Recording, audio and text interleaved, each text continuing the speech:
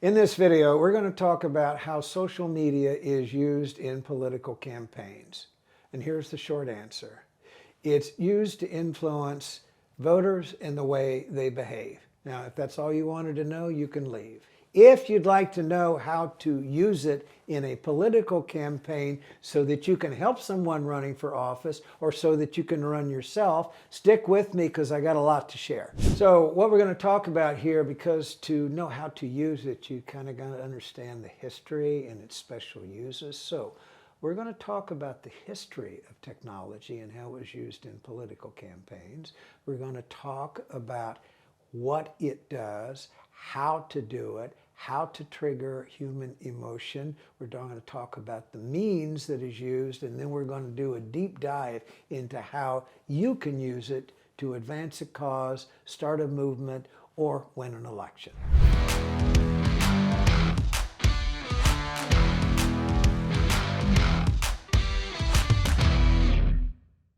Let's talk about the history of technology in politics. It's not new. In fact, in 1860, the new technology was newspapers. Abraham Lincoln used newspapers in his 1860 campaign to become president. Roosevelt was the first one to use radio. He was elected 4 different times. He mastered the art of using radio. John Kennedy became president because he mastered the art of using television. Bill Clinton mastered the art of cable television and the internet. Barack Obama was the first one to master the art of Facebook. All of these candidates rose to power and rose to prominence using what was then new technology. Today, social media is relatively new. It's never been used before the way it is right now. Somebody's going to win an election this year because of their adroit use of social media.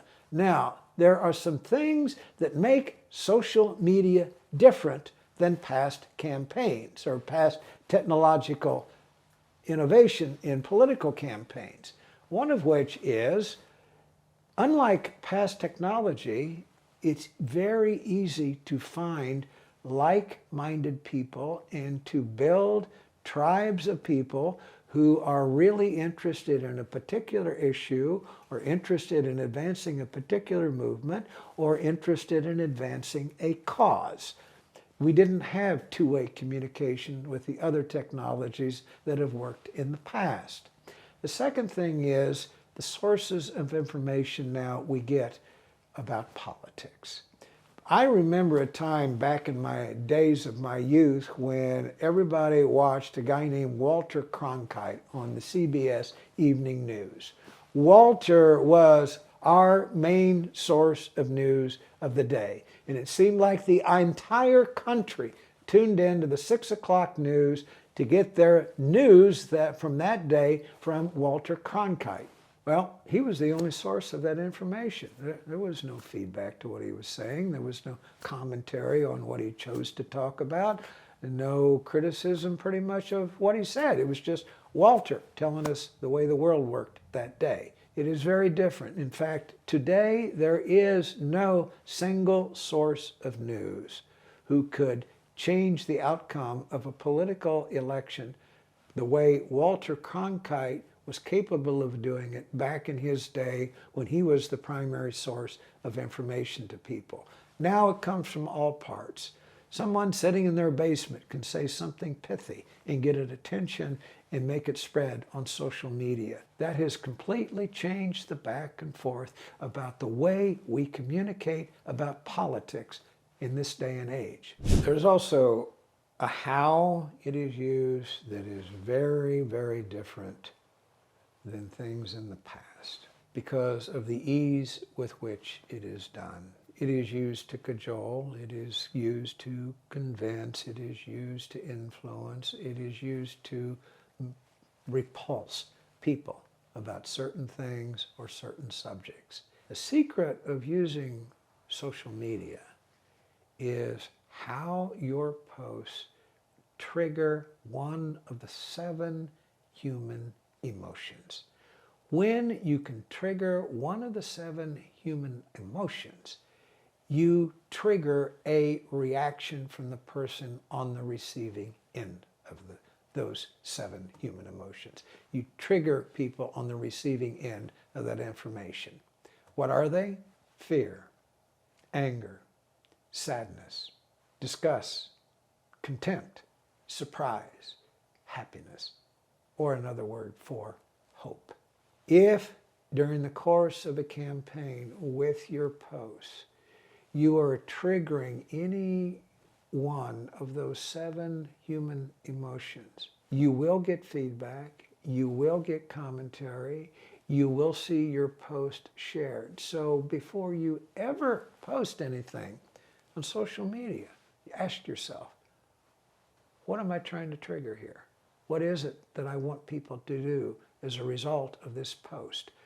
Look for a way to trigger an emotion. I'm going to touch upon the means. Now, words are still the most powerful drug humankind has ever known. But words used in conjunction with other tools make them even more powerful. So what are the means? We'll start with words. Then there are words that go into a video. There are words that go into a music track. There are words that go on a picture, or words that go on to into a meme. There are words that go on to an image. Words combined with those communicate more than mere words like they used to be in a newspaper. You adroitly combine the words, what you want to convey, with a simple image or a picture or a video or a meme in a way that triggers human emotions. That's how it's done. Now, what are the dominant social media tools available to us today? Well, there are many, but here I'm going to mention just the big 6. Well, we'll start with Facebook. It's still dominant. Facebook also owns Instagram. Lots of people still look at that. There is YouTube, one of the relatively new kids on the block that has become enormously influential in politics. There is TikTok, which is a tool for younger voters. There's Twitter, which is a very specialized audience. And then there's LinkedIn, which is increasingly being used to influence politics. So now, here's the thing.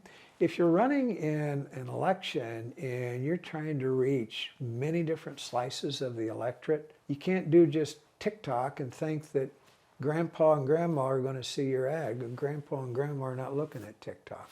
They're a lot more than likely on Facebook. If you're trying to reach middle-aged voters and you're ignoring YouTube, you're not going to reach them, because that's where they get a good chunk of their political information. So here's the point about all of these social media channels. If you're trying to reach a relatively broad swath of the electorate, you have to meet people where they are. And that means if you want to reach everybody, you have to use all of these to successfully prosecute a political campaign on social media. Let's talk about you. How you use social media is up to you. It can be used for good and it can be used for evil. So I'm going to leave you with this thought, because it has been a route to power for people. Going forward, it's going to carry even more people to routes of power and help more people get elected to office. So I'm just going to give you a little bit of knowledge of the history that I've learned having spent a lifetime of reading it. This is this. The people that we regard as heroes today, iconic figures of our past, they didn't get there, and we don't remember them fondly for the hate that they spewed, or the division they sowed, or how they tried to pit people against each other because of the color of their skin, or the way their voice sounded, or the language they spoke, or the God that they worshiped. The people who rose to power that way are not fondly remembered and never will be.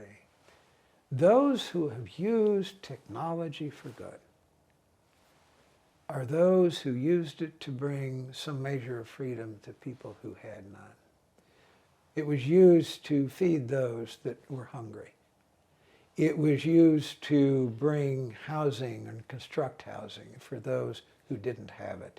It was used to bring clean water to people who need it. It was used to bring sanitation facilities to those where it never existed. It was used to give people hope. So I once listened to a governor talking about religions and what they had in common and the purpose of man and the way they treat fellow man during their time on earth. And he says this is the one thing that kind of unites all religions. What can we do during our short time on earth that will make the experience of living on this earth as enjoyable as possible? That power to do that with social media is at your fingertips. It is my hope. Now, like I say, how you use it is up to you.